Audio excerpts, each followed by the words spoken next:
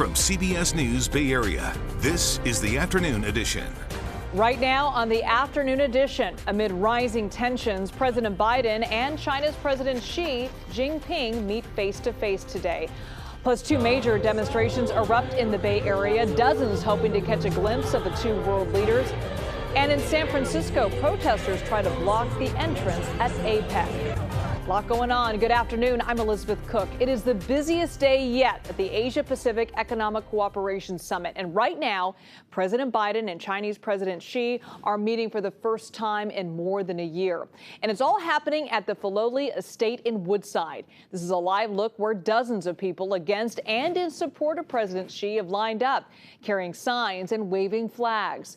This is not even close to the estate. This is at the 280 off-ramp at Edgewood. We have team coverage. Sean Chitnis is live in San Francisco covering the protests at the APEC security zone. But first, we're going to begin with Ryan Yamamoto with more on the high-stakes meeting going on right now. Ryan? And Liz, that high-stakes meeting just began about a half hour ago, and it's expected to last about 4 hours. But let me show you that historic moment, the two presidents greeting each other at the Filoli Gardens in Woodside, that historic handshake between the two leaders of the two largest economies. This is only the second time President Biden and President Xi have met face-to-face as Biden officially welcomes China's leader. In the meantime, this is a look inside where they are meeting right now. Biden says a major priority for this meeting is getting military communications between the White House and Beijing back on track. Other big topics will include artificial intelligence and cracking down on fentanyl. We also have a responsibility to our people and the work in the world to work together when we see it in our interest to do so. And a critical global challenges we face, from climate change to counter-narcotics to artificial intelligence, demand our joint efforts. So I look forward to beginning this discussion, and I welcome you. The China-U.S. relationship, which is the most important bilateral relationship in the world, should be perceived and envisioned in a broad context of the accelerating global transformations unseen in a century. It should develop in a way that benefits our two peoples and fulfills our responsibility for human progress.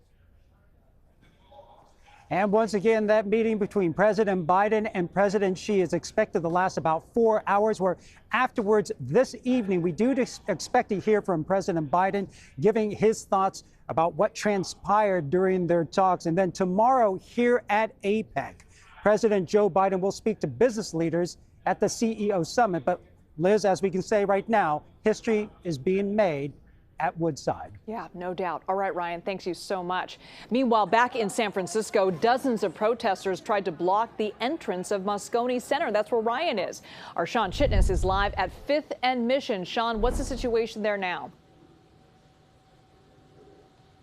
Liz, good afternoon. Well, this was definitely a place to try and get noticed, so close to Moscone Center, as protesters took over the intersection and were here for a few hours. Take a listen to what was happening earlier in the morning.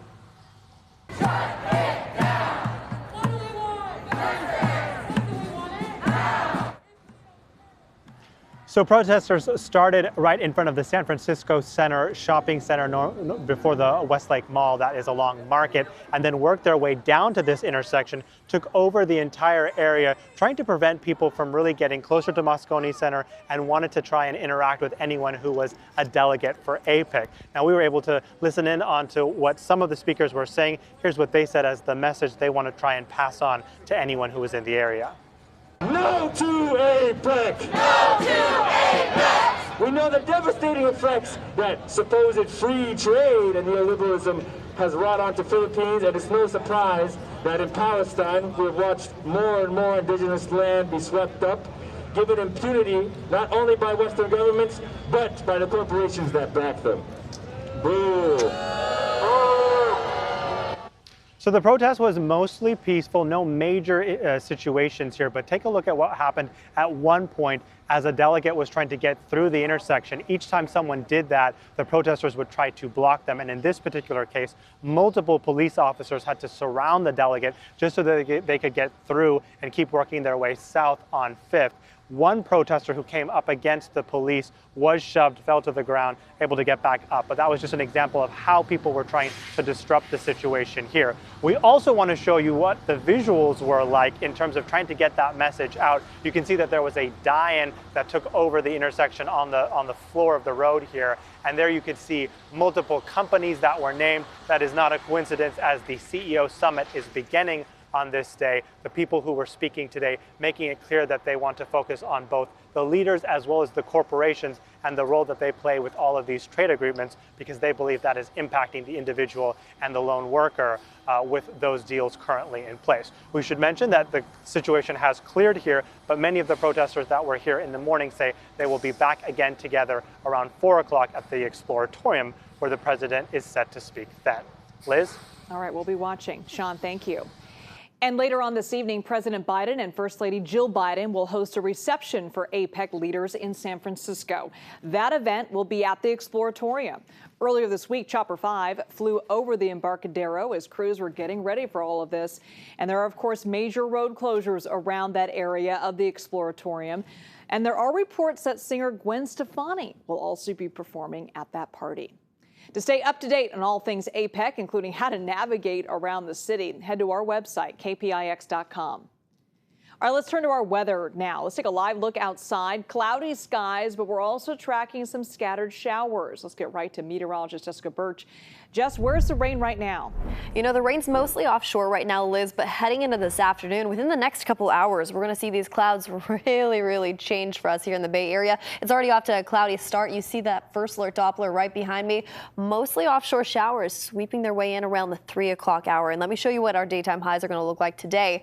Down into the Santa Clara Valley, we're actually warming up into the 70s this afternoon. That puts us about 7 degrees above average near San Jose. 60s pretty much widespread across the East Bay, with a very similar trend into the heart of San Francisco, stretching all the way up into Petaluma with a daytime high of 64 degrees. But let's actually go right back to this first alert Doppler.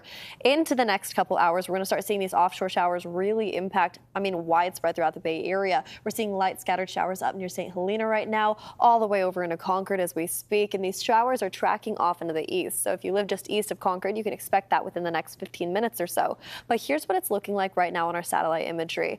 Widespread showers offshore. They're going to be sticking around for us for a little bit longer as we head into this week. This huge area of low pressure has plenty of moisture where it's from. And I'm going to time this out for you coming up in our first alert forecast so you can be prepared for us, or prepared heading into this afternoon, because we're going to be continuing to see these showers last throughout the rest of this week. More on that in a bit, but for now, over to you. All right, Jess, thanks so much. The federal trial for David DePape, the man accused of attacking Paul Pelosi, is wrapping up today. Both sides are presenting their closing arguments. Yesterday in court, DePape took the stand and tearfully apologized to Paul Pelosi. He spoke in detail about his plan to take down a series of high-profile figures, and he admitted to being swayed by conspiracies about Democrats. DePape's defense argues the attack was part of his bigger plan to end corruption in the U.S. He faces life in prison if convicted.